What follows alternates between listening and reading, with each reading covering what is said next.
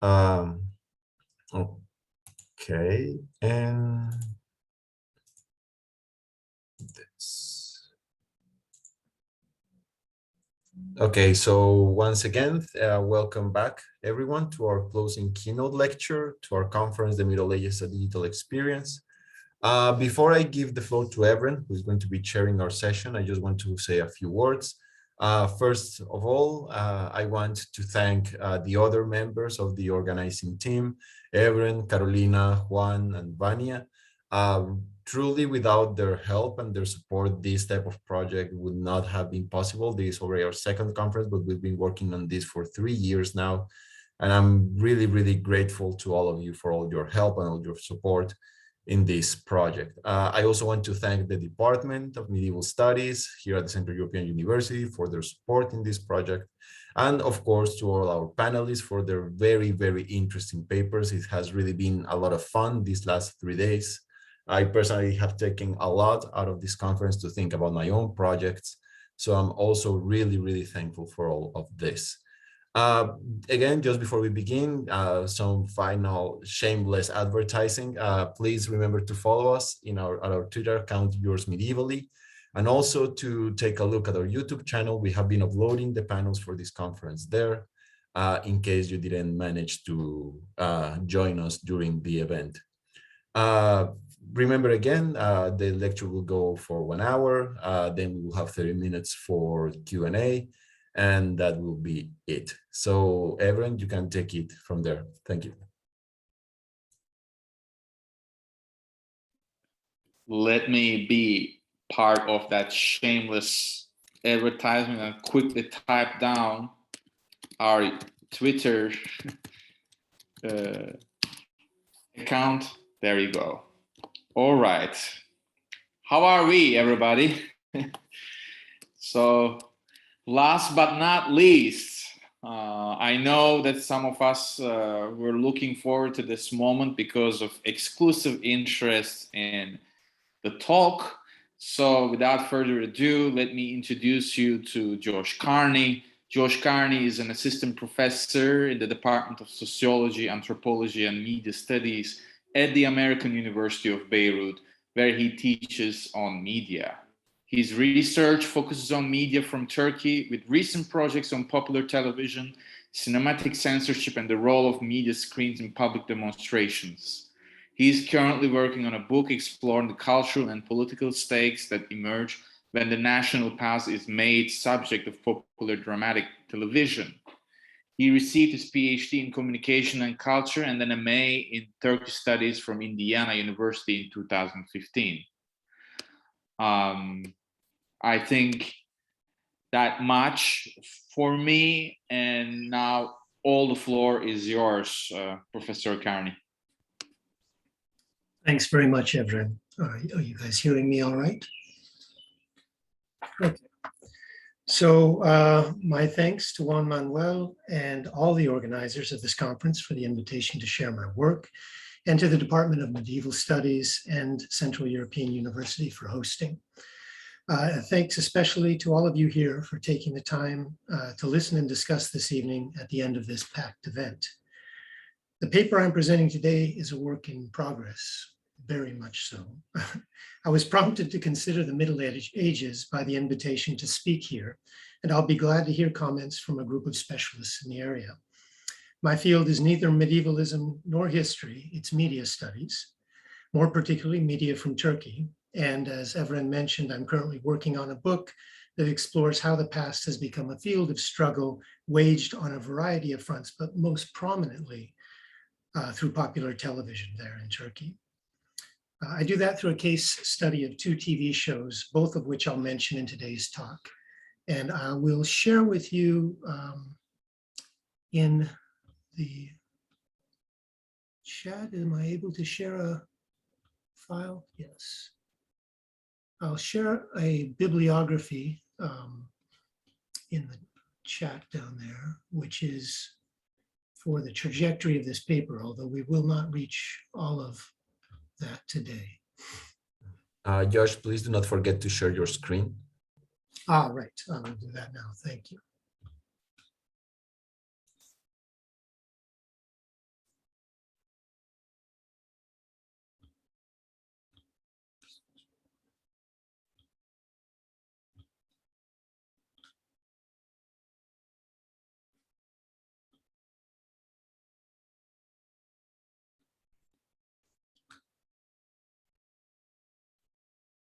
Okay. So please note, I'm coming to you from Beirut, where both the power and internet are erratic. This may mean a bad connection at times, so let me know if something seems to be amiss on your end. If the power goes out, you'll hear my battery unit beeping until it returns.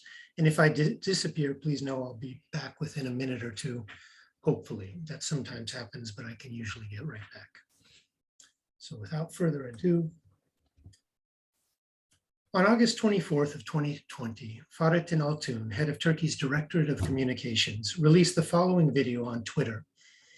I'll skip through, but try to give you sufficient time to get a sense of the 4-minute clip.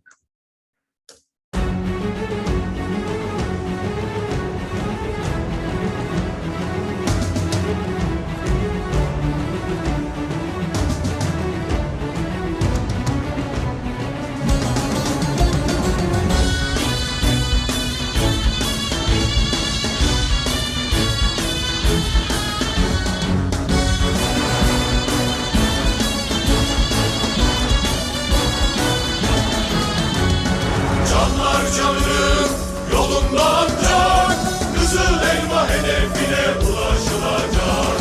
Vaat edilmiş olan ilahi nurlar ebedi mutlak hakim olacak. Kızıl elmanın fethiyle ancak yeryüzü sükun uzun bu yere ilham olmaya. Malazgirt'te şahlanan Sultan Alparslan, kuruluşta Osman Gazi oluyor bu kan. Bu fetihlerle müjdelenen Sultan-ı Cihan, Çanakkale meydanında çocuk kahraman. Her mezhebinden geliyor yine aynı kan.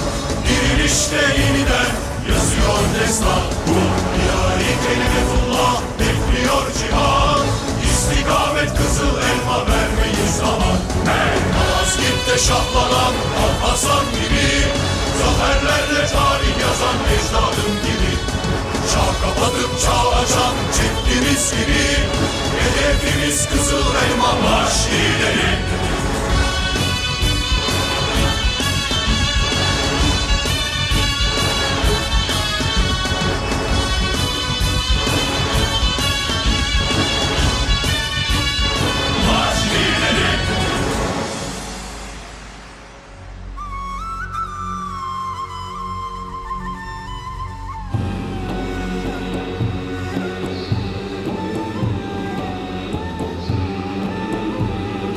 إنا فتحنا لك فتحا مبينا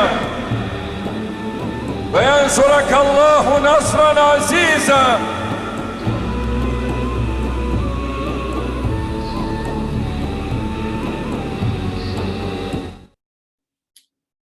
The clip features Sultan Alparslan, ruler of the Seljuk Empire, Osman, founder of the Ottoman Empire, Mehmet II, conqueror of Istanbul, and the everyman characters of the Mehmetçik soldiers who fought for Turkish independence, as well as the everyday civilians who thwarted the July 15th coup attempt in 2016.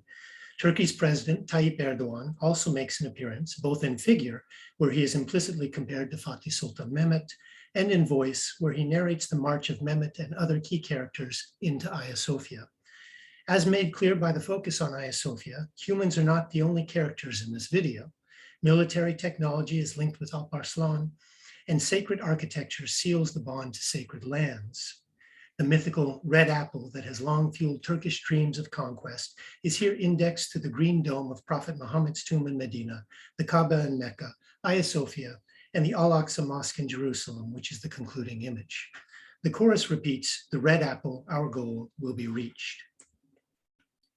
The video came out 2 days before the 949th anniversary of the Battle of Manzikert, where Sultan Alparslan defeated the Byzantines, thus, as popular history tells us, opening up Anatolia to westward expansion by the Turks. It also came out 1 month after Hagia Sophia had been reconsecrated as a mosque rather than a museum. While such key timely references undoubtedly served as a logic for this video, I wish today to focus on another set of references. The clip emerged a month before the premiere of Uyanış Büyük Selçuklu, Awakening the Great Seljuks, on state broadcaster TRT1, a show that picks up with the Seljuk Empire just as Alparslan is killed. and in between seasons 1 and 2 of Kuruluş Osman, Establishment Osman, on government allied channel ATV. The latter serial, as implied by its name, follows the rise of Osman and the founding of the Ottoman Empire. The cross-referencing between propaganda videos and government-aligned historical TV drama takes place in a media landscape that has shifted considerably in recent years. Just over a decade ago, Turkish TV dramas, or Dizi, started making forays into global markets. Note, Dizi, D-I-Z-I, is literally translated as series, but most of the dramas coming out of Turkey these days are more properly classified as serials, insofar as they feature relatively complex plots that progress from episode to episode, rather than plots resolved within a single episode. I'll use the terms Dizi, serial, and TV drama interchangeably throughout the talk, and I'll pluralize Dizi with the English S, which heads up can sound a bit like disease, but is not to be confused with illness. The transnational spread of Dizi became noteworthy with the offhand success of Gümüş in the Arab world as Nur in 2008, followed by the sale of Muhteşem Museum, Magnificent Century, to over 40 territories in 2012. Since then, the rise of the Dizi has been a story of global conquest, with Turkey second only to the US since 2014 in terms of scripted TV exports. This success has led to mixed reactions, including spurring an interest in Turkish language and tourism on the one hand, but on the other, also fatwas against some serials and boycotts of Turkish TV content in parts of the Arab world. It's an ambivalent legacy that Crady and Al-Ghazi have termed neo-Ottoman cool. Such trends are inevitably tied to discussions of soft power, and indeed the Turkish government, under the firm leadership of President Erdogan and his Justice and Development Party, or AKP, has increasingly promoted serials that depict a world it agrees with abroad, while simultaneously cracking down at home on those that offer alternative visions. For if global success is one facet of Turkey's contemporary media landscape, then authoritarian control in the form of censorship, ownership, expropriation, and criminalization are another. Crackdowns on expression in all forms of media that ramped up with the Gezi Park protests of 2013 increased exponentially in the wake of the July 2016 coup attempt. In terms of television, over 30 stations were shut down, and 9 out of the 10 most watched channels are now directly owned, government-owned, or in the hands of AKP allies. Content that makes it to air is subject to oversight by the Radio and Television Supreme Council, or RTÜK, which has and regularly exercises the power to level crippling fines and to remove programs from the air. The simultaneous promotion and policing of TV content is one piece of a larger social project called New Turkey, President Erdogan's program to foster a more religious, conservative, self-sufficient, and regionally powerful nation under his direct leadership. Though many of the reforms for New Turkey concern matters of public morality, such as strictures on drinking and unmarried cohabitation, or family life, such as encouraging women to bear 3 children, they also include intense neoliberal market reforms, militant nationalism, and a global outreach often spurred by notions of a greater Islamic Ummah. The latest stage in the program is literally a new name, with a recent circular by the president's office stating that the country will henceforth be called Türkiye for branding purposes. An official name change at the international level is apparently also under consideration. Historical dramas have been an important aspect of this effort to remake and rebrand Turkey, both domestically and abroad, and there's no indication that this trend will slow. Today, just between government-owned TRT1 and AKP-allied ATV, a viewer is served approximately 16 hours of historical drama per week, 4 nights of over 4 hours each, including recaps and commercial breaks. Though this figure may seem stark, it's part of a broader trend in which the mediated past becomes an object of fascination in Turkey. I suspect this relates to what Andreas Huesson calls the rise of a culture of memory. For Huesson, writing at the turn of the millennium, the past has become increasingly mediated into the present because we desire to anchor ourselves in a world characterized by an increasing instability of time and fracturing of lived space. This past would seem to offer such anchor. It's worth noting that Huesson sees this search for a usable past as a reaction to the information explosion of the globalized digital age. In this sense, the reaction may have something in common with the rise of post-truth politics. The overlap between Dizzy and post-truth politics has been explored by Serman and Pinardon and by myself. But for the moment, I wish to focus on the nature of this usable past, for the past can only anchor us if we agree on what it was. Returning to this partial list, I've broken Dizzies down into 3 rough and questionable categories based on the era they depict. Most of our time today will be spent in the column on the left, but I want to call your attention for a moment to Magnificent Century, which was the first of the shows about the distant past to become a major hit, and also the first on the entire list to travel abroad successfully. As a hit, Century spurred imitation, but its favor with audiences was hard to duplicate. The Dizzy I'll call Rebellion, for the sake of simplicity, was a good example of this difficulty. It was a government attempt to follow Century that saw 4 reboots in 3 years, each of which resulted in consummate failure. Nonetheless, the government continued to try, almost certainly because Century depicted a version of the past that it found distasteful at best and potentially even blasphemous.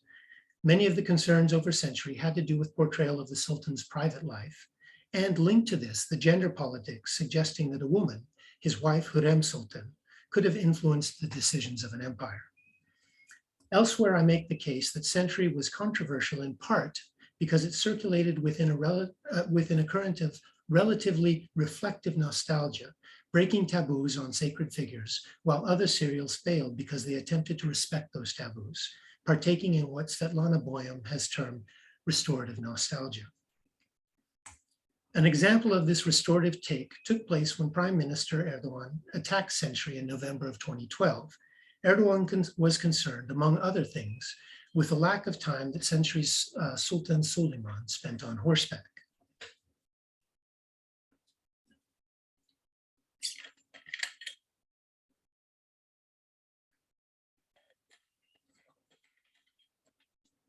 So it may come as little surprise that the government's later effort, Resurrection Ertuğrul, features many scenes on horseback. The show was a huge success, and I think this is in part because the producers picked a character who was little known to history and thus subject to fewer taboos. This freedom was coupled with marked improvements in creative team, cast, and crew to make Resurrection a stronger all-around production than previous efforts.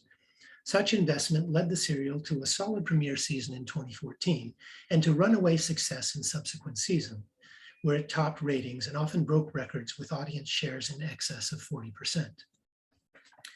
If we return to the list of Dizzies, we can see that Resurrection's shift to the more distant past takes us to what is generally recognized as the Middle Ages, and that 5 or 6 shows have followed suit, depending on whether one counts Barbaroslar, which details the adventures of sea captain brothers whose Ottoman services began around the turn of the 16th century.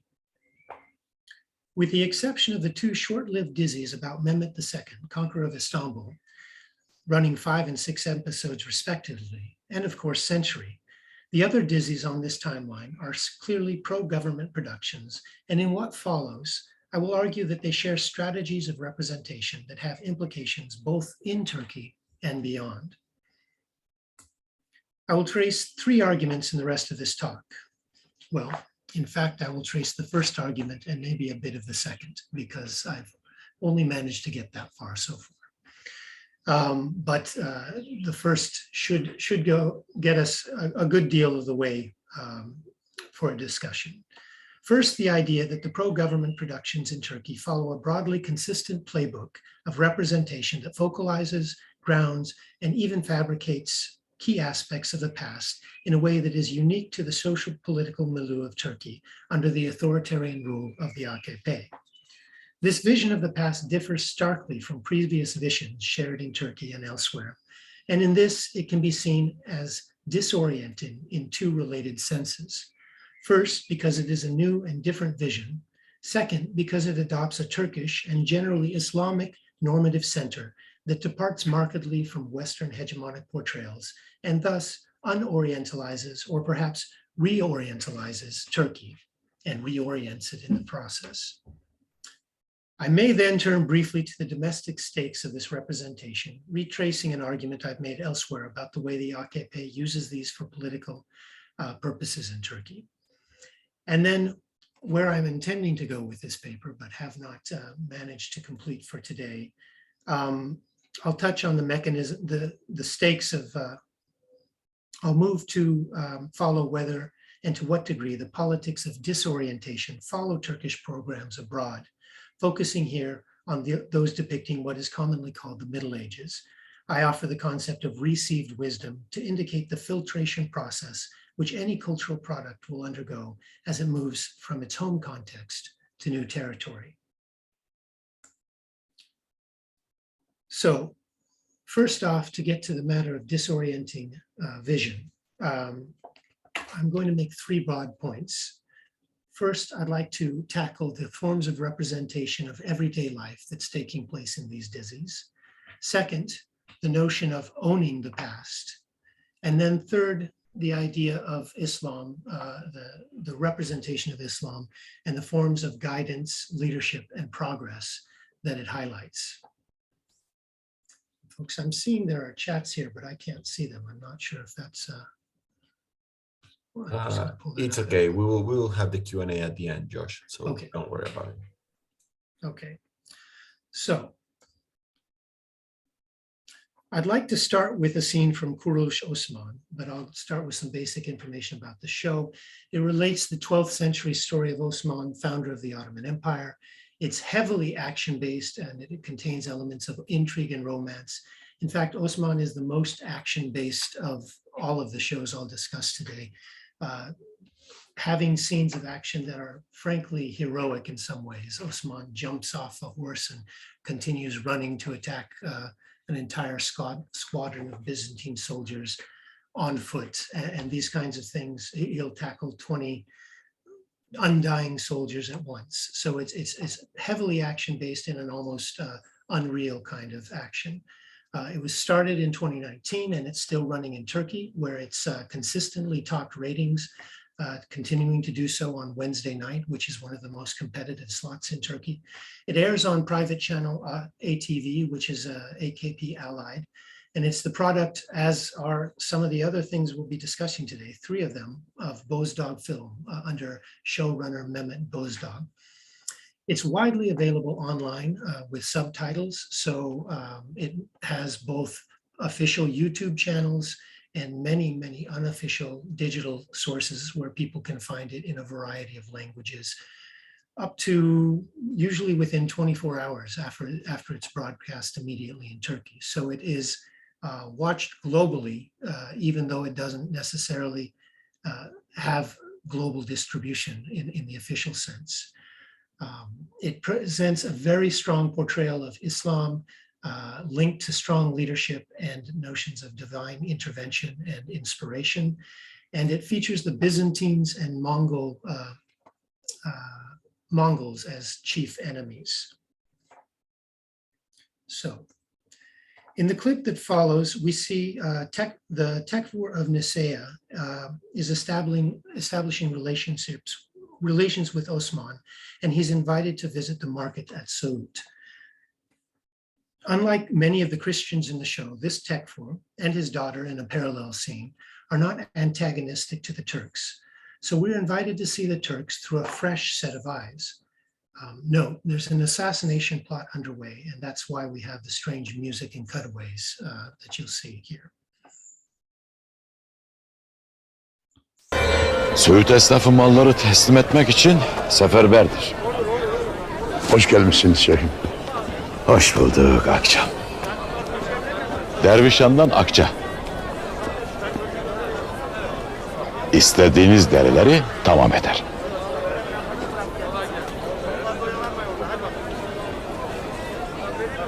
Çok kaliteli.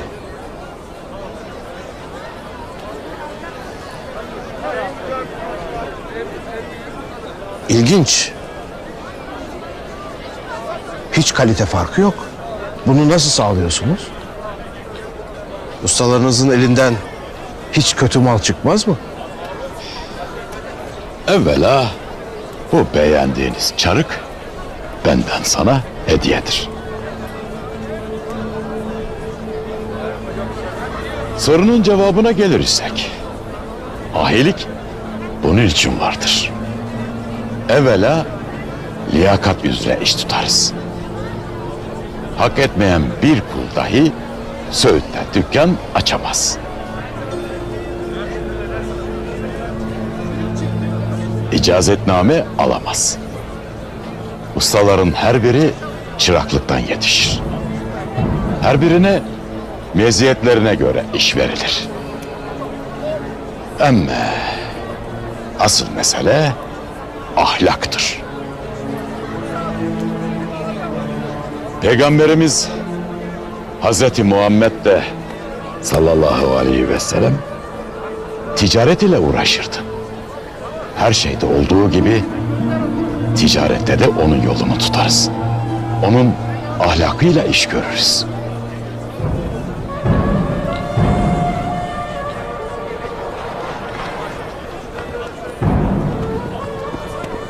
Bizim gayemiz nedir? Akça derviş. Malın iyisini hakkıyla üretip hakka girmeden satmaktır. Kazancımızın helal olması da tek gayemizdir şeyhim. Eyvallah.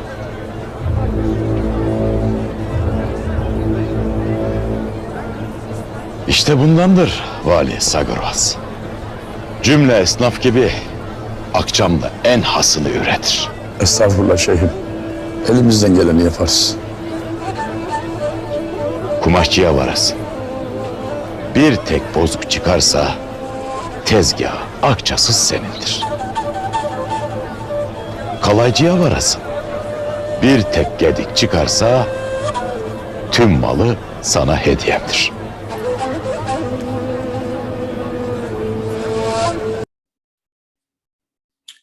Of course, we see here the pervasive role of Islam, but I'll return to that shortly. At the moment, I'm interested in the portrayal of self-sufficiency that is surprising to the Westerner who will bother to look with open eyes. Such unbiased looking is the exception rather than the norm in these shows, and I'd like now to turn to an example from Alparslan. But before that, some basic info about that show. It's the depiction of the 11th century story of the greatest Selçuk Sultan, Alparslan. It follows, it's a prequel to Awakening, which was in the previous year, aired in the previous year and lasted for 1 year and had generally good ratings. It's a heavily action-based with intrigue and romance, and it's ongoing in Turkey. And it has consistent top ratings on Monday nights. It's airing on TRT1, the government channel, and it's produced by Akla Film, that also produced the follow-up. Like Osman, it's widely available online with subs, again, right the day after it appears in Turkey.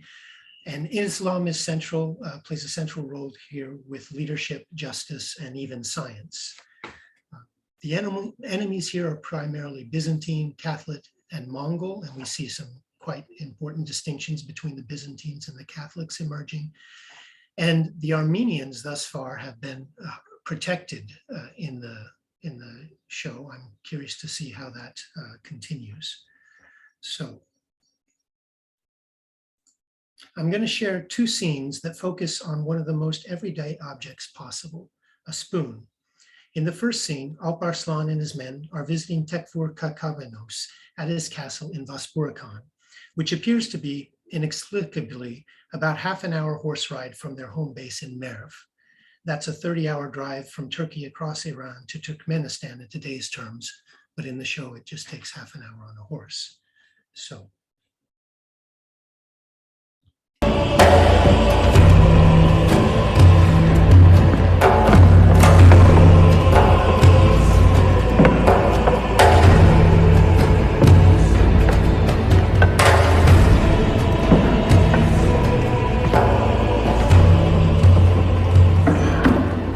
Sülün.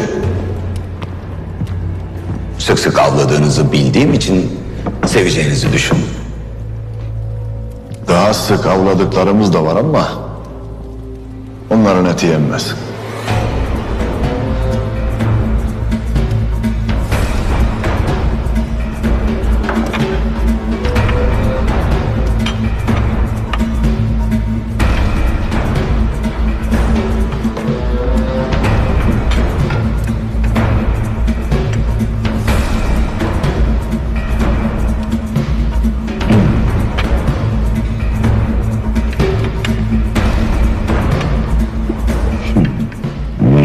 Nefis.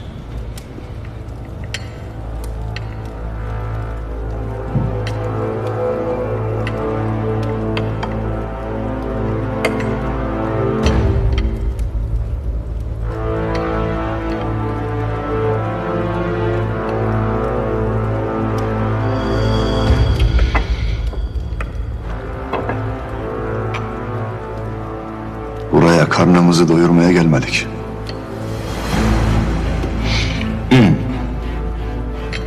Elbette. Ama bu acele niye? Konuşacağız. Babam her zaman şöyle derdi. Aç karnına alınmış kararlar ya eksik olur ya yanlış. Buyurun.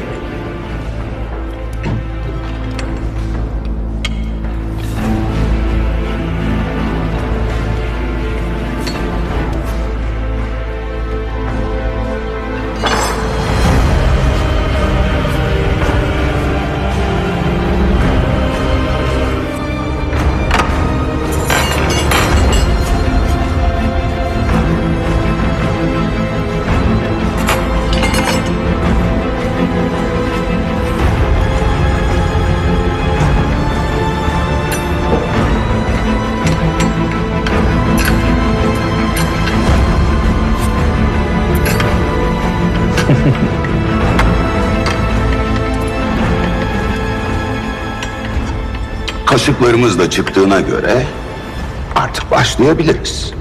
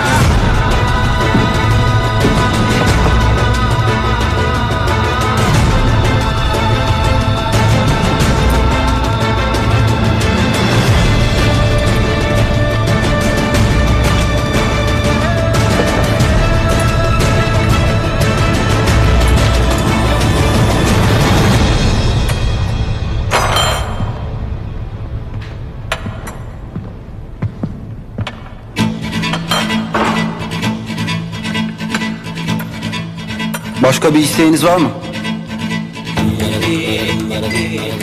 Vardır. Davranın yiğitler.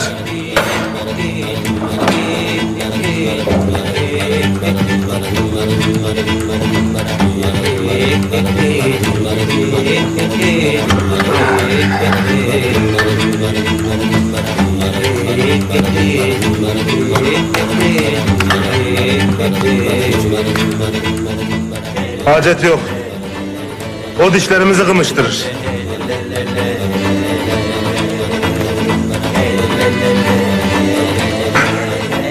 Haydi bismillah.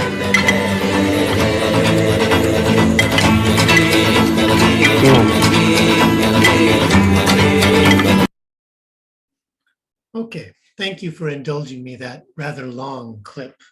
I enjoyed the chat as we were going through it. I should note that viewers have reason to believe that Alparslan's dish has been poisoned in this scene. So that explains some of the dramatic tension. A further explanation is the production norms of Turkish dizi, whereby 30 to 40 episodes of 2 to 2.5 hours are produced each season at a rate of about 1 per week. This breakneck schedule has many real-world effects, and I direct listeners to Ergin Bulut's excellent work on the precarious labor norms of the dizi industry for more on that. But one textual effect is the elongation of dramatic scenes. Because you have to produce 2 to 2.5 hours of content per week, Turkish content tends to be extremely dramatic. That's created for broadcast where it has those strictures. Heightened drama aside, though, the spoons are clearly significant here. And this is not the only example from Alparslan where spoons figure prominently, nor is Alparslan the only dizi to feature this trope.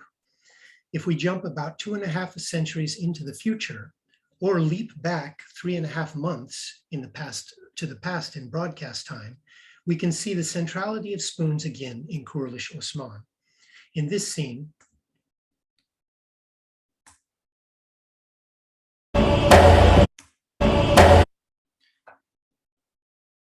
scene, Osman's man, Çerkutay, is attempting to abduct an Orthodox priest in a manner that will actually save his life.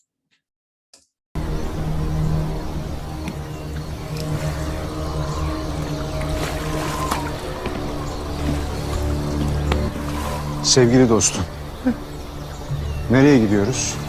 Feodor ve Sadık askerleri bizi tam olarak nerede bekliyor? Göksu kıyısında sizleri beklerler efendim. İlginç.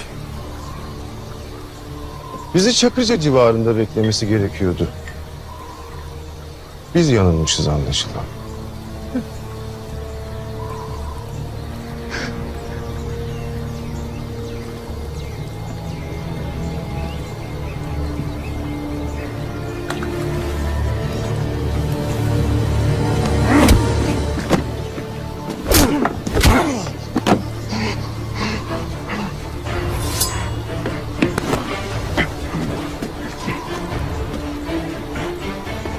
Biz imparatorun pençesinden kaçmak için çabalarken akrabası Mihail Koses'in katilleri. Yoksa İnegöl Tekfur'u Aya Nikola'nın mı demeliydim? Arayın üstünü.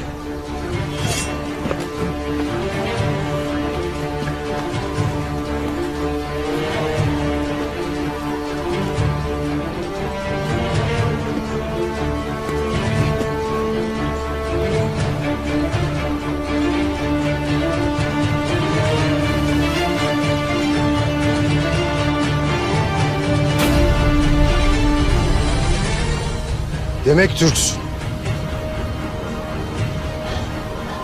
Suyun dibinde boğulacaksın.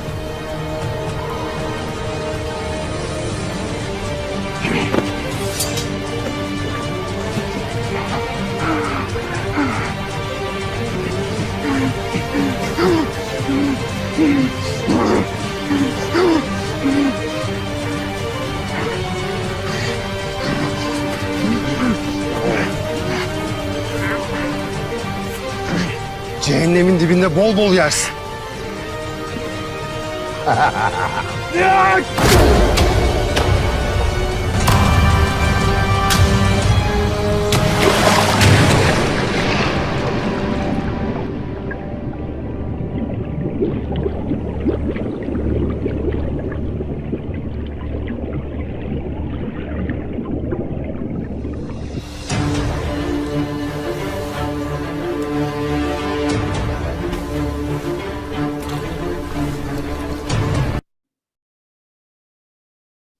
We have a cut, and then we see Çerkutay again later in the episode, which is coming up now. Çerkutay ölmez.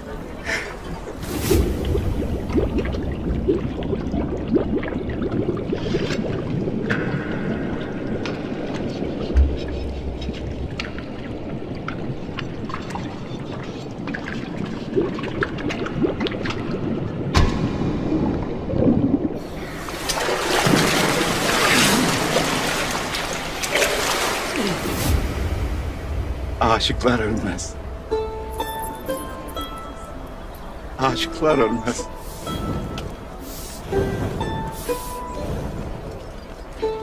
Ölmem yok Umran abla. Sırf o sebepten ölmem. Boşboğazlık etme. Maşallah. 9 canlısın.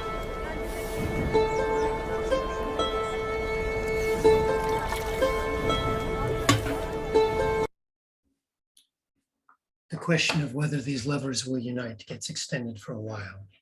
But here we see that Cherkutai is both betrayed and saved by the wooden spoon. One thing I find fascinating about the elevation of this everyday object is that as viewers, we are strongly encouraged to normalize and valorize the wooden spoon, despite the fact that it probably has little connection with our everyday lives. There is a subtle form of ideological work at play here, and it probably has multiple influences, but one of them is likely a form of reaction against Magnificent Century. As the first major historical dizzy in the time period I'm talking about, Century was plagued by reminders of the things it got wrong about history on talk shows and newspapers on a regular basis. And if you look closely at item 14 on the far right of the screen, you'll see a metal utensil. So yes, if you came here wondering, dinnerware can be a form of interpolation. The next aspect of everyday life I'd like to mention is gender norms, and for that we'll shift to Destan. This is an 8th century epic tale of the Gok and Da Turkic Khanates in Central Asia. I would compare it most closely to Game of Thrones with heavy elements of romance.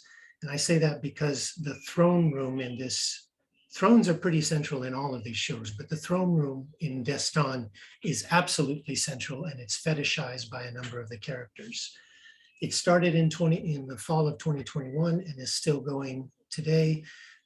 Its ratings aren't always #1. In the last few weeks, it's been #3, but it's sometimes #1 on Tuesday nights. And it airs on private channel ATV. Again, this is produced by Mehmet Bozda, who took the director Metin Günay off of Osman, which he had directed for the first 2 seasons, and put him on Destan. So now the person who is directing Osman is directing Destan. Like the others, it's widely available online with subs. It's pre-Islamic for the most part, but Islam exists in the world, and we'll see that in a little bit. But the main characters are not, they're shamanic. And it has a female warrior as the lead role.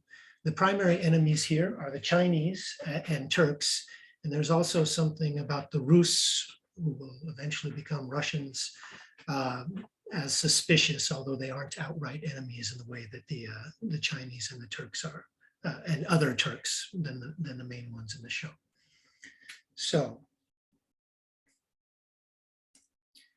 to get a sense of the strength of women depicted in the show, I'm sharing a clip from the first episode.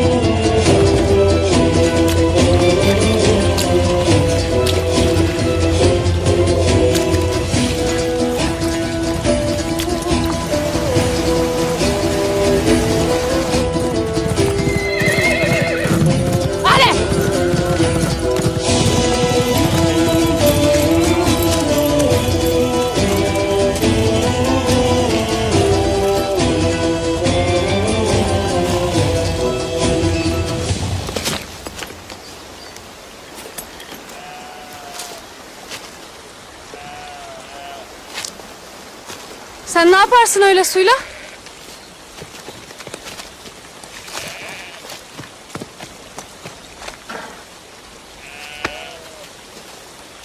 Hey! Sana derim. Abdest alırım. Müslümanım ben. Müslüman mı? Obanız nerededir? Duymadım hiç. Hangi boydur o? Oo, sen de hiç hiçbir şey bilmez misin? Boy değil, hak yoludur. Ne yoluymuş anlat bakalım. Çok bilmiş bala. Bak ya, yapmasana. Bala dersin, sen benden daha bala. Kim balaymış? He?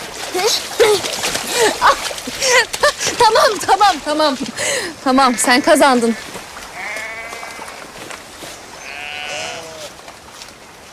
Kimin kimsen yok mudur Müslüman bala? Bir başına mı çobanlık edersin? Anam hasta, babam da cennete gitti. Ora neredir? İyi Müslümanların ölünce gittikleri yer.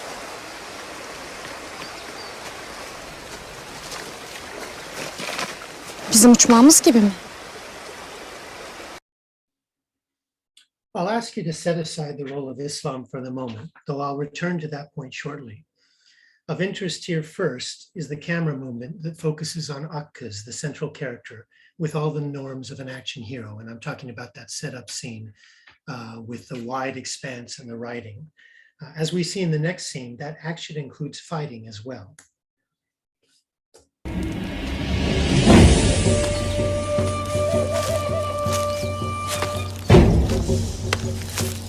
Duydum ki beni ararmışsınız.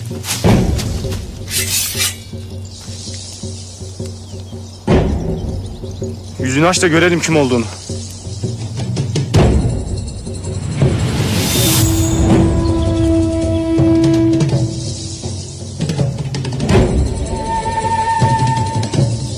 Sen! Saldırın!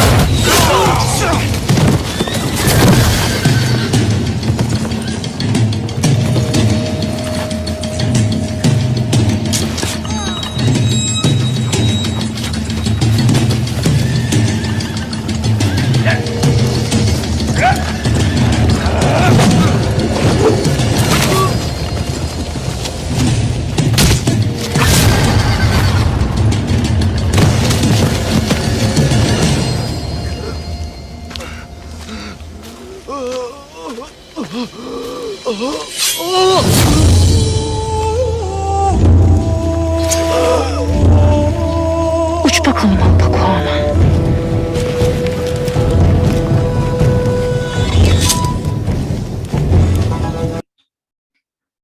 I'm enjoying the comments about slow motion. I actually watch these things on 1.5 speed. So it's only now that I see how slow they are when I'm sharing them with you. In later episodes, Akkuz uses a sword for close combat, but she's equally skilled with both weapons, frequently defeating and sometimes training key male warriors she encounters. Though Destan provides perhaps the most stark form of this gender parity, it can be found in the other Dizis considered here as well.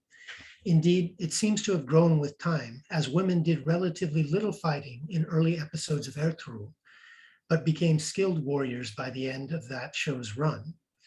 Girls training at swords and archery is foregrounded in early episodes of every subsequent show, by which I mean Osman and Alparslan, and of course, Destan. So what we can see here is that the norms across the shows, women fight very well, and women lead. They have leadership roles in society. They lead other women by example, and they lead men through support, generally as a supportive figure, or very negatively through manipulation. But they rarely publicly object to male leaders. The exception to that is Destan, where Akkuz frequently does object to male leaders quite publicly. Depictions of intimacy are avoided, but the flip side of that is that the ultimate female goal is motherhood. And the image here pictures Bala Hatun, who becomes the wife of Osman in Kuruluş Osman, and a subplot involving her, she's in a fight herself, a sword fight, and gets injured in the uterus. And for many, many episodes, it's prior to their marriage, and then it's a question of their marriage. And then for many episodes, it's a real question about whether she can have a child, but eventually she does. And so this role of the female as having a great deal of strength and agency, but having the most agency through motherhood is emphasized in all of the shows except Destan, but there's a love interest in Destan, and I'm curious to see what happens with that show. So, given the AKP's very poor record on women's rights, this emphasis is a little bit surprising, but I read it in 4 ways. First, I think it's probably a reaction to the over-sensualized portrayal of women in Century. One of the main critiques of Magnificent Century was that women were, well, it takes place in the harem, and so the main characters were concubines for the Sultan, and the sensualization was really heavily played. And that was one of the things that was heavily critiqued by the AKP and others in the show. 2, I think it's a means to forge interest in female characters in this highly action-based genre. 3, it's probably a form of symbolic compensation for agency that is increasingly eroded in contemporary Turkey. But 4, it's a form of constraint through limited agency. The male lead role is still ultimately valorized through these very strong female characters. So that's what I see, generally speaking, going on with the kinds of portrayals of gender in the show. The next item I wanted to get to was the question of owning history. And this is something I've argued elsewhere, that Ertuğrul's vision is contrasted with that of Century, in part because of the kind of claims it makes on history. You can see just by the introduction to the 2 shows, the different language that is used to describe history.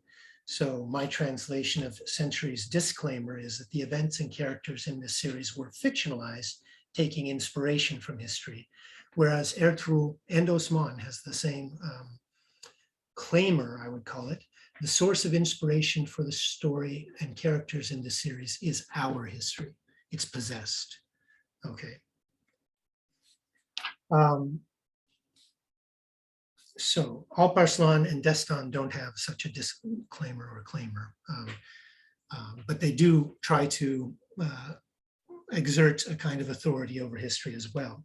Another aspect of this owning history is through the subplots of sacred relics. This became quite obvious in Ertuğrul when, among other things, the muhir, the stamp of Ozhan, the mythical ancestor of the Kaya tribe, is a source of a subplot for about 7 episodes, I think, in the 2nd season. And it's very important to own this item, and it seems to represent a kind of way of owning history. If that was important in Ertuğrul, it's absolutely crucial in Osman from the very first episode, and it comes back again and again, where the emanetler, those protected items that have to do both with religion and with matters of state. They're secret documents that talk about a white council that has existed for thousands of years and will continue to exist for thousands of years, and that has elected Osman to lead a new state, etc. These documents and other items are absolutely crucial to the plot, and they're the kind of driving force, along with the fights against the Byzantines and the Mongols of the series. So the ownership of history is represented in these ways, among others.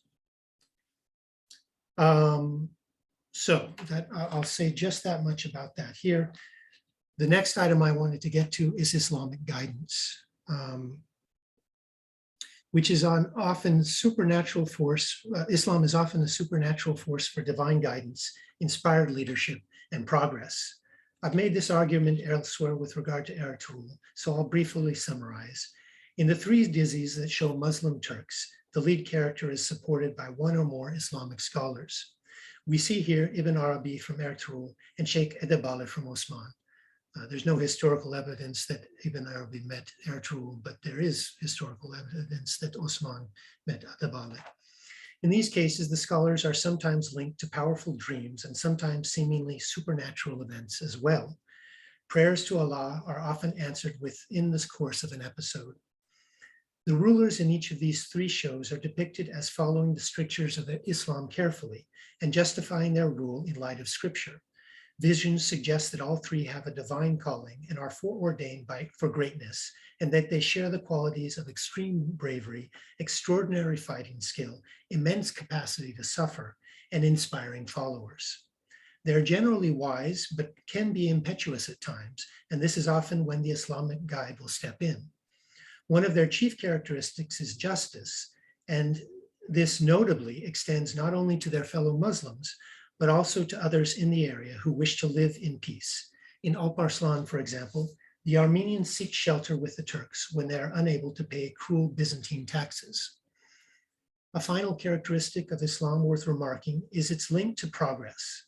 This is illustrated well in a recent episode of Alparslan, where the Islamic scholar Ustad al-Biruni visits Selçuk Sultan Tuğrul, Alparslan's uncle. Devletli sultanımız, varlığınız sayesinde cümle Selçuklu topraklarında ilmi çalışmalar hızla devam etmekte. Yaptığımız rasat ve hesaplamalar neticesinde tespit edip kani olduk ki seyyareler güneşin etrafında dönerek seyretmekte.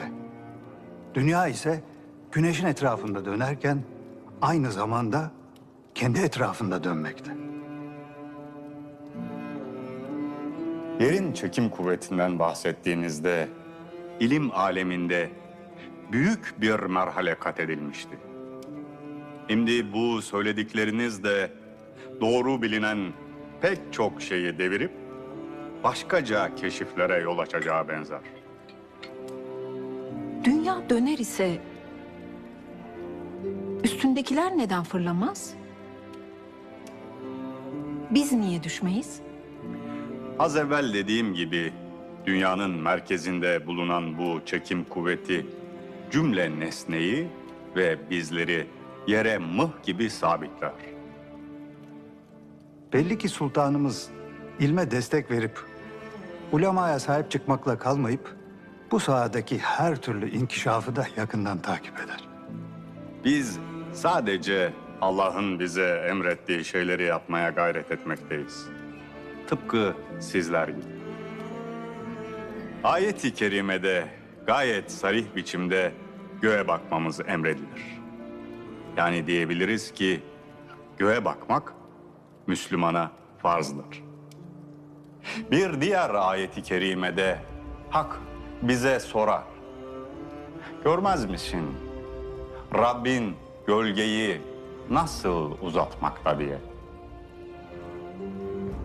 Yeryüzüne sağlam, sarsılmaz dağları neden çaktığını, yolumuzu bulabilmemiz için ırmaklar akıtıp yollar açtığından da bahseder. Bunları bilip, emredildiği gibi akledip, ardındaki hikmetlerin peşine düşmek de düşman üzerine gaza etmek gibi vazifedir bize. Hakkınız vardır sultanım. Başkaca çalışmalarınız var mıdır? Vardır sultanım. Hem kitabi hem ameli birçok çalışmamız vardır. İnşallah onları huzurlarınıza getirir, sizlere sunabilirim. Çalışmalarınızda muvaffakiyetler dilerim. Selçuklu mülkünün dilediğiniz yerinde, dilediğiniz gibi çalışabilirsiniz. İhtiyacınız olan her ne var ise her türlü imkanı karşılar, emrinize amade kılarız. Allah ömrünüzü müjdat eylesin sultan.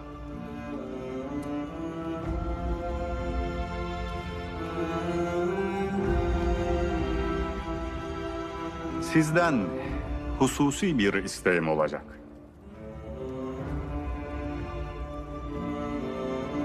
Buyurun sultanım. Başım üzere.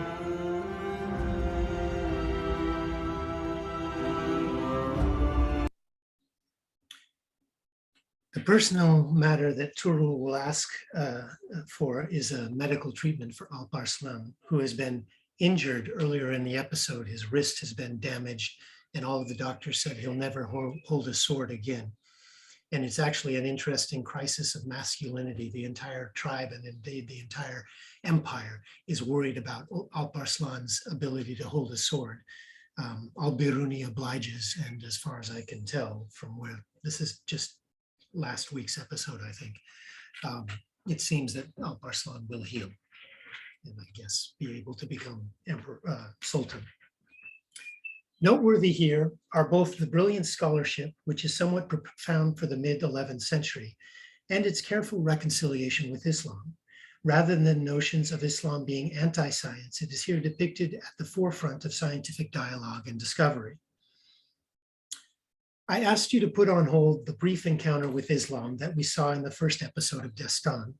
And it's now worth returning to that, because if Alparslan, Ertuğrul, and Osman lead well by Islamic example, it is clear that Alpaguhan, the patriarch of the powerful Gokhanate in Destan, fails miserably and repeatedly at the task of leadership, despite being a largely honorable and sympathetic character.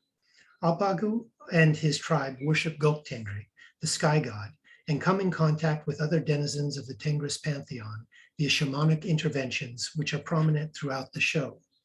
It is striking that the chief problem to overcome in Destan is the problem of leadership, and I'll be curious to see if the young Muslim that we met in episode 1, and briefly again a few episodes later, serves as a sign of things to come. The shared vision I have traced thus far is a productive one within Turkey, at least as measured by rating success and other forms of popularity. I have called it disorienting in part because it seems to have changed the norms of representation in Turkey, but also with reference to the meaning of Orient as the East. Bearing in mind the theme of this conference, as Francis Mikas noted on the first day, the Middle Ages is a largely Western construct. The examples traced here disorient that construct in some ways on a temporal scale by depicting this time between the Western Classical Age and Renaissance as an apogee of Turkic Islamic progress. We can also see it disrupting the geographic construction of the Middle East by centering the depiction of the past on the Turkic Islamic experience. And there were two other parts that I was planning to get to, but that's as far as I've gotten today. So I'll thank you very much for being with me and for any comments that you have.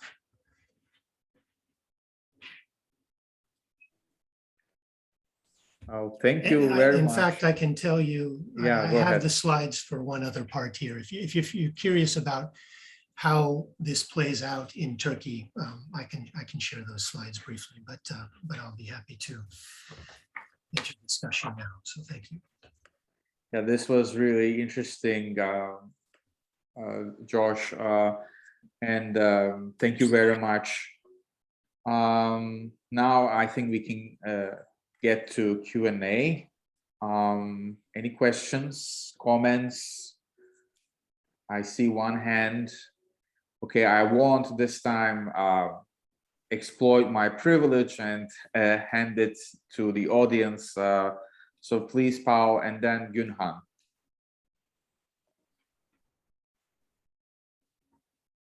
Yeah, give me a moment and I will unmute you. There you go. All right, thanks. Well, thank you. That was an excellent presentation. I learned a lot. It was really, really interesting. I was wondering about the representation of the Mongols, because I think, or I wonder if it is a rather ambivalent one in the Turkish imaginary. Because if I remember correctly, they somehow claim the history or the heritage of Genghis Khan, etc. I've been to a school in Turkey, and they had a picture of Genghis Khan, for example, at the wall there. But on the other side, of course, they're depicted as the enemies. And then I was talking to your friend, and he says that these shows are shown in a lot of countries in the middle of Asia, Turk-speaking countries, and I was wondering what the connection is between this audience and citing the Mongols in the story. Okay, shall we take answer one by one? Yes. Okay. Thanks for that question, Paul. It's I'd say it's more negative than ambivalent, but there is some ambivalence to it. So it's interesting, in fact, even within the 3 shows that I've shared here, there's ambivalence within portrayals of the Seljuk Empire in Ertuğrul and Osman, and that's often handled by saying that the lower functionary is responsible and corrupt, whereas the Sultan didn't know about it. To some degree, I think that may happen. I recall in Ertuğrul, there was some grudging respect for the Mongols, but it's been a few years since I've watched it. But they generally are, especially early on in Ertuğrul, the character who you just saw as Sultan Tuğrul plays a fierce Mongol warrior in Ertuğrul and is responsible for rampant destruction of the tribe, and it's depicted very, very negatively. On the other hand, when the Mongols, a number of Mongol characters join the Kaya tribe in Ertuğrul or join Osman's army, I think Cherkutai actually may have been with the Mongols, the one we just saw saved by a spoon. I can't recall for certain if he was, but it's quite possible for the Mongols to be rehabilitated by joining Ertuğrul, and that's true of the Byzantines as well. So I would say generally negative, a little bit of nuance. In terms of how these are received in Central Asia, that's something I'd love to do more work on. I can tell you that in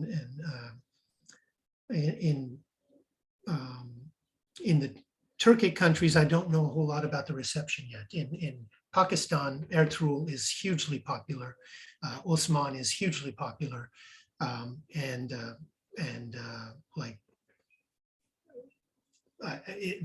incredibly so. It's a social phenomenon. Whether there's a kind of backlash to any Mongol connection, I can't tell. That's part of what I wanted to get to in the third part of this, which I'm working on with some of my undergraduate students, but I just haven't. I spent the last 2 days working here, and I couldn't pull enough together to present that yet. But it's a great question. Thank you. Gülhan?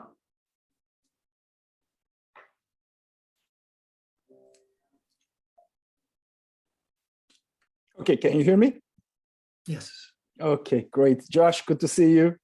Likewise. After many, many years, I remember you interviewed me for Magnificent Century as a consultant, and yes. I see that we both have more white beards. Indeed. But I'm so happy to see you, and this was an excellent presentation and paper. Thank you so much. Of course, I have so many topics in my mind to relate, but I'm also quite fascinated by how these Turkish series disease evolved in time, because as you know, some of us know, the quality of the production has tremendously enhanced. I mean, the scenes where you see action, for instance, Akkuz, the archer heroine. I mean, I remember when we were shooting Magnificent Century, it was so difficult to find an actor, let alone a female actor, who could use properly these like weapons like bows and arrows. So it's tremendously, I think, enhanced. So I don't know, is there any like field work that you could, you could have done on, for instance, how these things also evolved in time? Technically, I mean, of course, the government pays a lot of money, but still, these are know-how problem. So that's maybe one question I can ask you, because I know that you had been also following the audience responses. Maybe you can also mention a little bit of that part, like you did for earlier disease. And also, I just want to point out that, of course, under this government, current government in Turkey, especially the son of President Erdogan, Bilal Erdogan, archery became such a huge site and an activity of reviving earlier forms of like life, which of course directly related to this Islamic way of life of the Middle Ages. And you already showed us this, guilt, the Ahi talk in the first video, that how they morally also produce and etc. And of course there's that, I think, important factor that there was so much extra supporting things going on in Turkey that makes these, I think, shows all the more important. So I was thinking whether you could trace, for instance, some of the, let's say, actors with archery skills are coming from the foundation that Bilal Erdogan established for millions and millions of Turkish lira, the so-called Okçular Vakfı, the foundation of archers in Istanbul. Because I think what you presented us is not just the shows that we see on the screens, but this whole world, both connected to Turkey and abroad, and how other things politically, socially, culturally are interwoven. So thank you so much again. And I hope we can come face to face sometime soon. And please let us know if you ever come towards Vienna or to Budapest. Thank you again. Thanks so much, Günhan Hoca. Yeah, in terms of the evolution of quality over time, I have not done the research on this personally, but a number of scholars have worked on this. And I would say, I think they've done excellent work. There's an industrial explanation for much of it. There was a kind of burgeoning of the film industry and also of universities that were teaching film production. And a lot of those people went into commercial production for reklamcılık, and then eventually made their way into Dizi. And there was a surplus of talented labor that kind of started in the 90s and really came blossoming in the 2000s. And then as soon as the incentive was there with the travel abroad and the kind of explosion of, these could be real money makers across the globe, more and more people got invested in the Dizi sector. You had cinema directors taking on helming shows, etc. So I think there's a good industrial explanation for it that is fairly convincing to me. In terms of audience responses, I did some ethnographic work when I met you years ago in Istanbul, mostly with those who were viewing Century. And I've done, casual conversation with those viewing Ertuğrul. And then I've done I've done some online work, especially with Ertuğrul, a fascinating community that I was hoping to be the third part of the talk today on that group. And what I can tell you there is that what's interesting to me, the reason I called this talk Re-seived Wisdom is the idea that I'm curious how much of the domestic kind of trappings of the show and the affect that comes with them actually makes its way out of Turkey. And so I'm interested in transnational groups that are talking about, and early on actually working together to create subtitles. Now that's become its own kind of cottage industry. But 3-4 years ago, it was a big thing where this was individuals on Facebook collecting a few donations and putting in countless hours to subtitle these episodes. and they saw it as dawa. That's how they described it, and it was. And in fact, their subtitles were way better than Netflix, and there was commentary on that, far more informed. They had excellent contextualization, better language, etc. So I've done some work with that, and this year I've been working with undergraduate students to trace online discourse. Online is all of this. Online discourse in Arabic is the word I wanted to emphasize. I don't speak Arabic, but my students do. And so they've been working on Facebook groups, Quora groups, a little bit of Reddit, some YouTube pages, because a number of these DISIs have official YouTube pages where there are conversations in Arabic. And we've been kind of mining that in terms of getting a sense of how the shows are talked about and what motivates people to watch them and what they take away from them. And so eventually, I hope that will be part 2 of what I presented here. But I'll say broadly that in the Arabic language groups, Islam is very, very important. In the English language groups, it's also very important, but by no means the only thing. People who are not Muslim come and watch this, and there are some interesting debates taking place in those virtual spaces. In terms of archery, yes, archery has taken, but Matrak from Magnificent Century did not have the same fate. But I don't know. It's a great question whether Erdogan's Vakfa has ended up being central to the rise of skilled archers in the shows.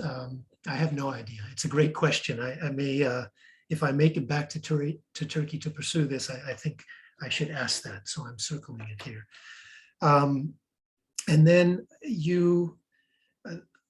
I don't recall your 4th question, but I wrote down extra-textual activation. I think it had to do with the way the texts are utilized in Turkey. Is that correct? I think you're muted. Yes, I'm now unmuted. Thank you.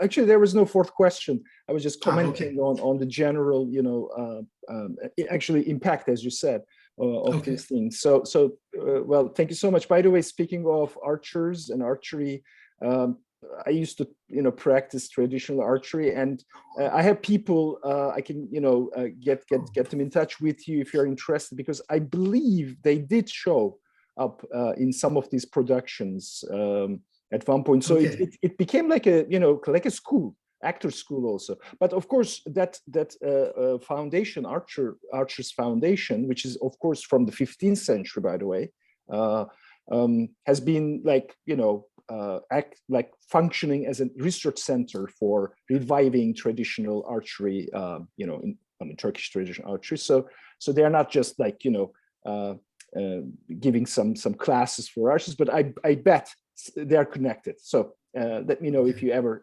end up in Istanbul and want to talk to these people. I can get you some names. Wonderful. Thanks so much.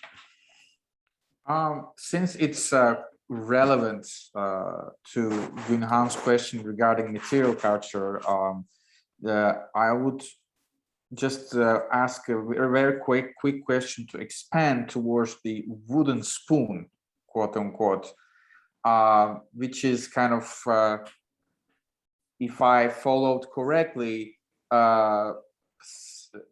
which was emphasized in contradistinction to the reception history of the Magnificent Century, when they use metal spoons, you said,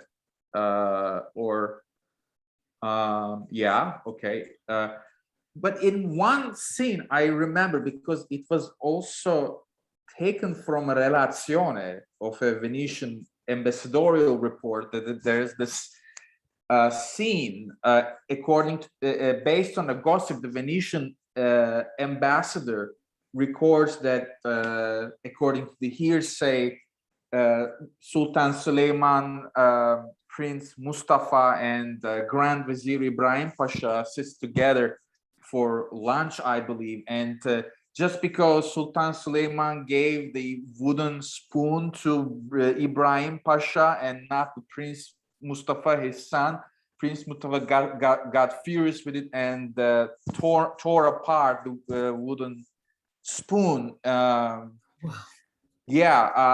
this was mentioned in the ambassadorial report, and by coincidence, I also happened to watch that scene. So I wonder, what does this tell us in your argumentation? Because it seems to solidify your arguments. Because from the scenes you showed us, this wooden spoon is very talismanic, if you will, even, you know, it's as in the Q&A, in the chat board says, Mariana Lopez, saved by a spoon. That's not a phrase one hears every day. So in contrast to that, there's like simply, he tears it apart. And in order to calm the moment, Ibrahim Pasha, and this is also mentioned in the ambassadorial report, my sultan, I'm just yours, your slave. So referring to the this hierarchically informed structures circulating around the palace. So whereas your folks are coming from this quote unquote egalitarian circles. So I would wonder your reaction to that kind of. Thanks very much, Evan. That's fascinating. I didn't know about the reports, but so you're saying that in one of the episodes of Century that's depicted as well? Yes. Okay. Yes. I didn't watch it, but and he was a consultant. I think. So my guess would be what happened there is that you saw those newspaper articles, and I'm sure you were familiar. They were on talk shows. There was always this kind of game of identifying the errors. And even on the Beyaz show, they made fun of it with other kinds of fake errors. My guess is that Century increasingly tried to correct as time went along. And so this was a pronounced corrective, making quite clear that, oh, we're talking wooden spoons now, in relation to that rhetoric. Because we can see that Century was responsive at X, Y, and Z, certainly to Erdogan's intervention in all kinds of ways, but in other ways as well. So that would be my guess as to how that happened, although Gunhan Hoca may have even more insight on it than that. But thank you. I had forgotten. I mean, it's been close to a decade since I watched Century. So I had forgotten that it's very relevant. I'll go back and try and find it. That was a very dramatic scene. Like it could, after all these reminders, it can flash into one's mind. Anyways, thank you. Thank you. Thank you. Juan, I think, so thank you very much for your lecture, Josh. That was incredibly interesting. I have a question regarding precisely, well, something that I saw common among all these productions, right, is the issue of the other as the enemy, right? Always the enemy is someone else, is the Catholic, is the Byzantine, is the Chinese, is the Mongol, is the Russian, etc.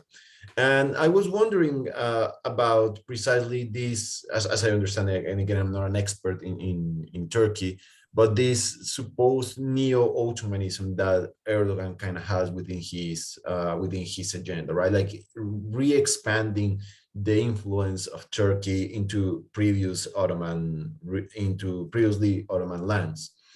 Now, I'm also asking this precisely from the context in which Erdogan is ruling, because again, I'm not an expert, but as I understand it, at least during the whole of the 20th century, the idea in Turkey was that of the secular republic, but the secularism taking from France, right? This very strict secularism, and also considering that it was Ataturk who abolished the caliphate. So with all that in mind, what I would like to ask is precisely what are like the changes that Erdogan's agenda is bringing that focuses the Ottomans or the Turkish past within this very strong opposition, but rescuing those elements that probably, if we go to the founder of the Republic, Ataturk would not necessarily agree with. And as a little appendix to that question would be the question of the Armenians, because of course Turkey has a very complicated relationship with the Armenians, and what is the role that the Armenians tend to play in this production? Because I think you only mentioned them in one of them, but I would like to know like a broader look into that. Thanks, Juan Manuel. So it's a great question. I will be as brief as I can. There's a lot to cover there. First, neo-Ottomanism is it's a strange term, and it's worth kind of separating two meanings of it that we'll then put back together. On the one hand, it's in the discourse of foreign policy, which is talking about Erdogan's foreign policy, and prior to that, his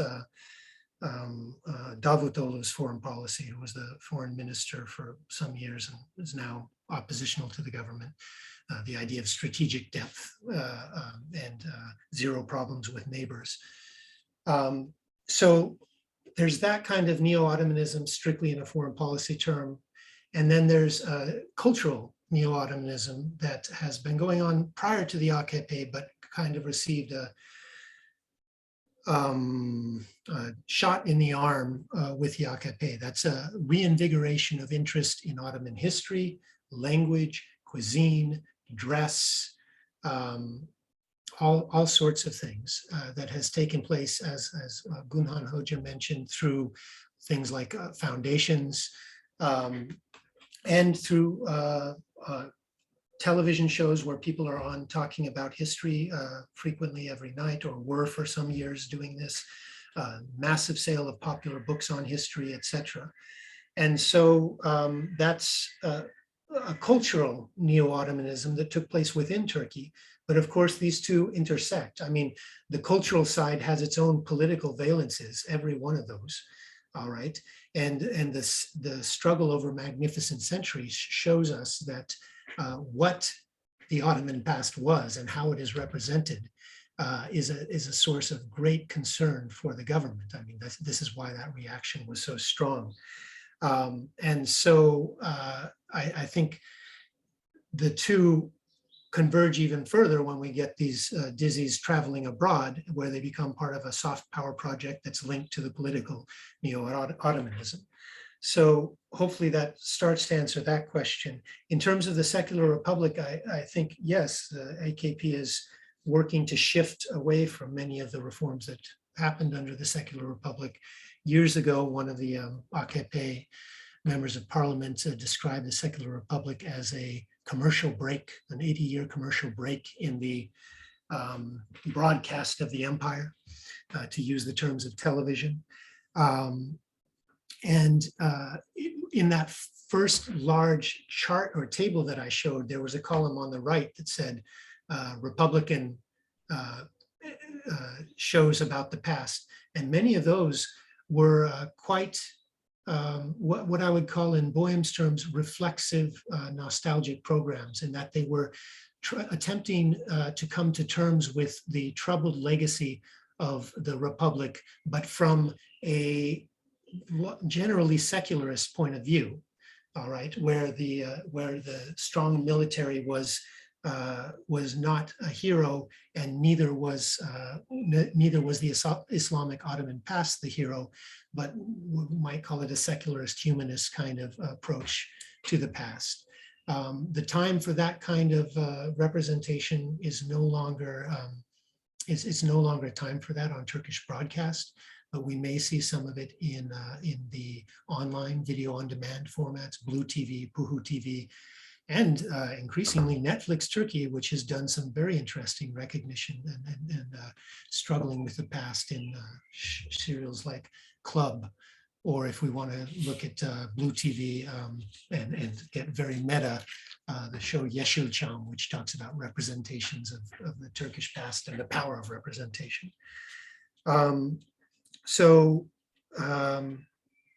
I don't remember exactly what you asked about Erdogan's agenda, but I think his agenda has become more pronounced over time, and as he becomes more powerful, he's feels more empowered to take on some and change kind of the secular nature of the Turkish state. And in terms of Armenians, it's interesting.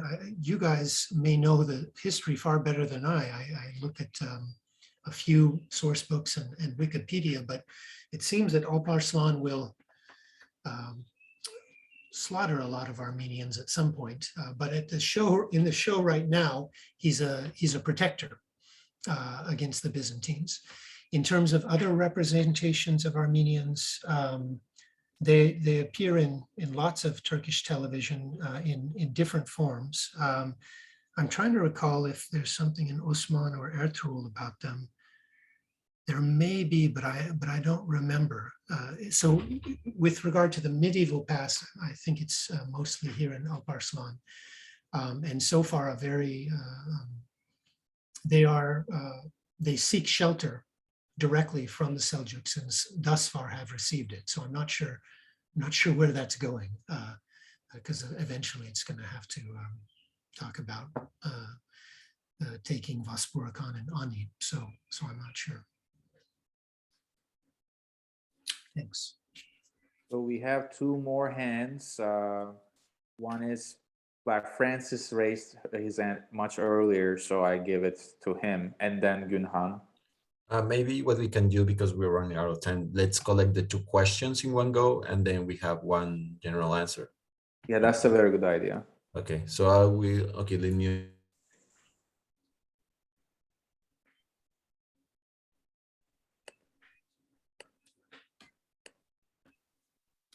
First, I have to make sure if it works. This okay.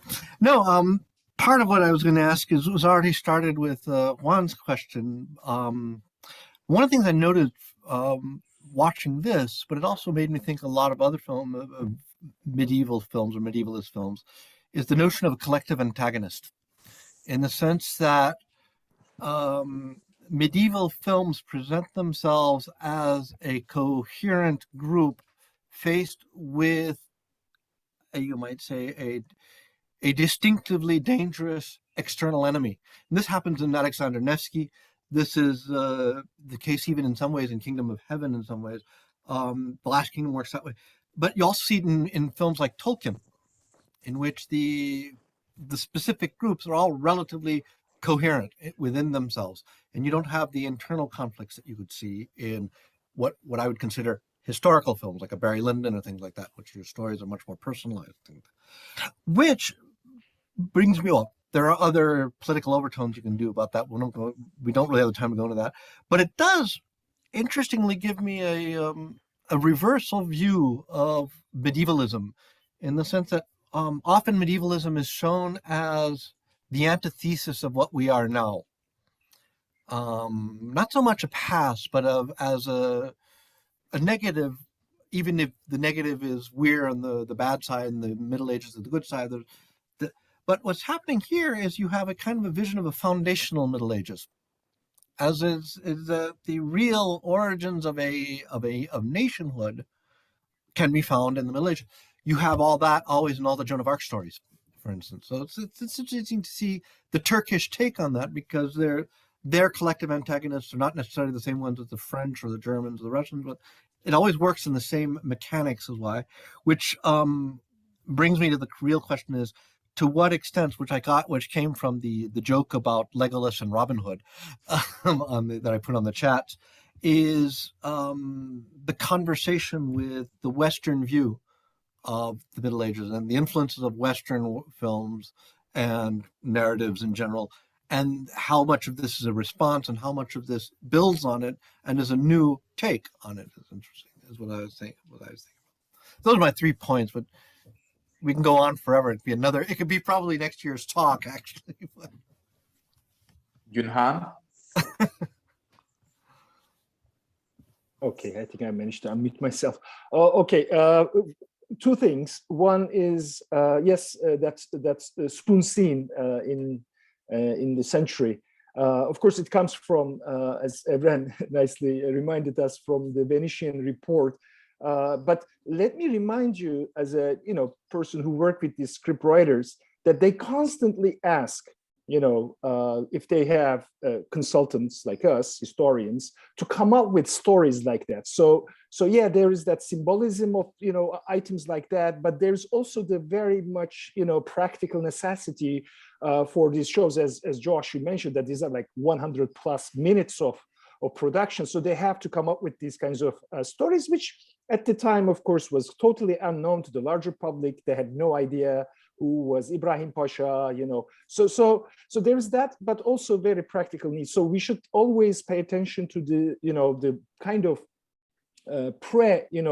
airing stages of how these shows are put together. So just a brief note on that issue, which I know. That was one. And the second one is, of course, just like mentioned by Francis, and this whole antithesis of medievalism, that we see in other countries maybe, but not in Turkey.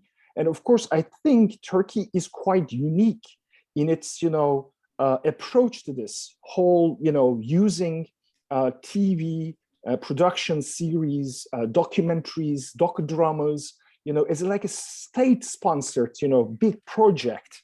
And of course, their main reference is in history, which they want to revive for the future. So I think the agency of the state, which is basically a party state, now in Turkey, I think should not be, overlooked. And I know Josh, you had been, also problematizing this, but I think what we see here is more clearly, a direct kind of project ongoing.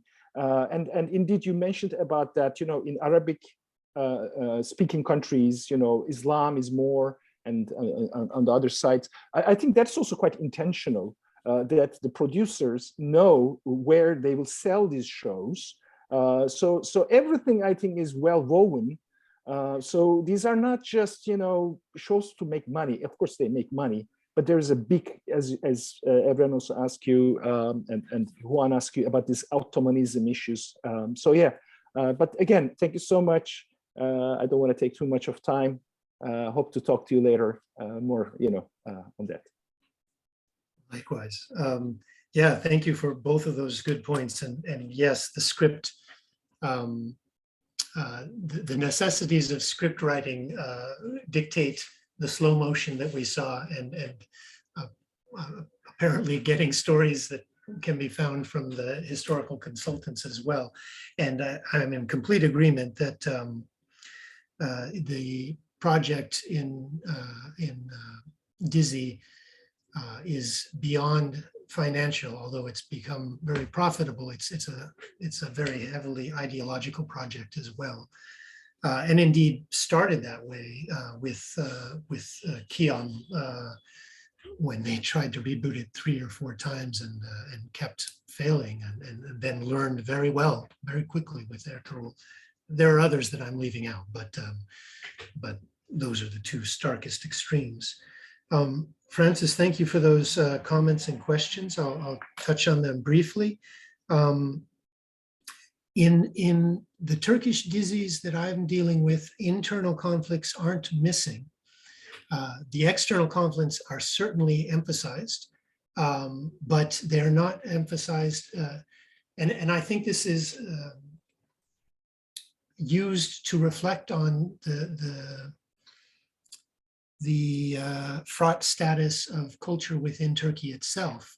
The internal conflicts are often used to emphasize the idea of the internal enemy.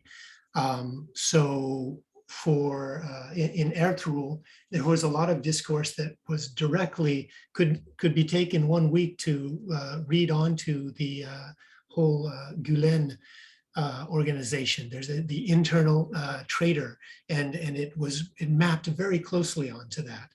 And so there's a strong emphasis on internal enemies, whether that's intra-religious or within the tribe, or whatever the group of focus is, and the external enemies, which is maybe uniquely where Turkey has often imagined itself, in between both internal and external enemies. So it makes a lot of sense.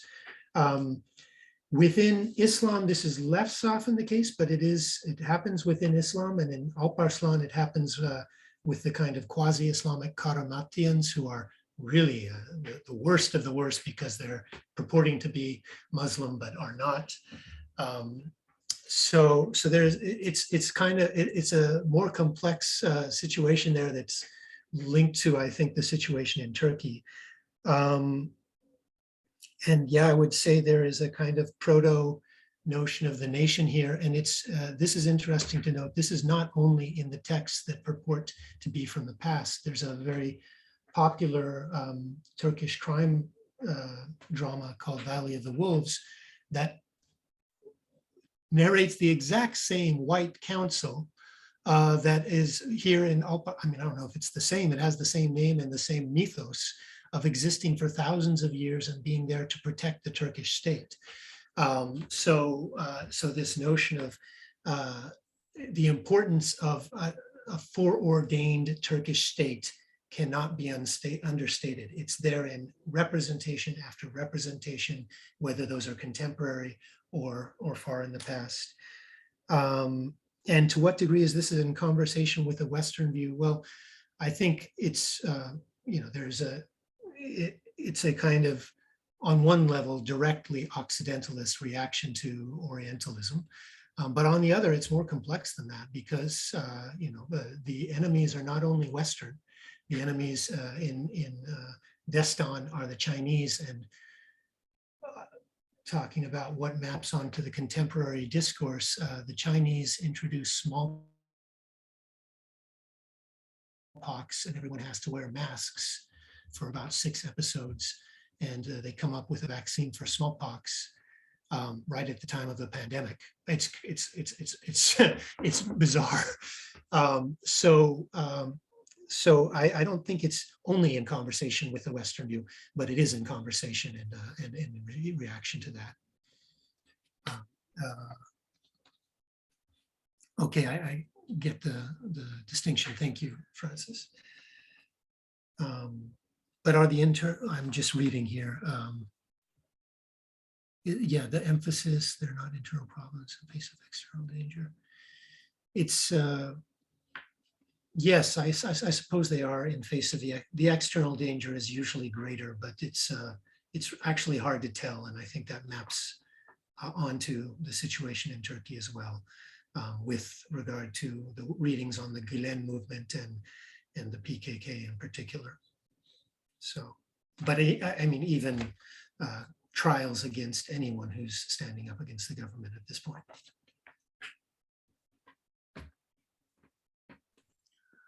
Yeah, surely, I'm sure the audience has even more questions, but I think we should let it go. And maybe in Topia, with our drinks, we could just go on our conversation. And well, this has been like a fascinating 3-day route, and our last get together was truly a cherry on top. And thank you very much for staying with us till the end. And it was a great lecture, Josh. Thank you very much for this very insightful takeaway from Alparslan onwards and how they overlap with state-sponsored agendas and certain scenarios, futurist scenarios. I guess I hate to say goodbye, but say let's have a big applause virtually or physically, And thank you very much indeed. Okay, Juan, do you have anything else? Yeah, so it's just again to thank everyone who participated during these 3 days, our audience, our panelists, our chairs, everybody who made this event possible. Again, thank you. And we hope to see you in the next iterations of our conference. So have a nice evening, a nice Sunday, and we'll see you around.